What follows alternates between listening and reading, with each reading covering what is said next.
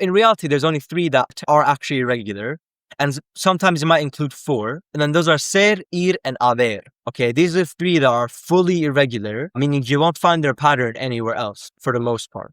They still do have some overlapping things as well, which is kind of funny. You could also include estar as another one, but its irregularity is more so like technical, and it also has a lot of overlapping. And so I wouldn't call it as unpredictable. This means that they don't really follow any other pattern, okay? Funnily enough, these do overlap each other a little. For example, ser and ir, they actually have the same exact conjugations for the past tenses, meaning the preterite, the point in the past. I was is fui from ser, but I went is fui from ir. But the interesting thing here is that you probably already know these just from exposure because of how common these are. And generally speaking, the more commonly used the verb is, the more irregular it will be. And so that's why actually these are the most irregular. You probably heard of soy, which is a conjugation from ser, right? You probably heard of boy or vamos, right? Which comes from ir.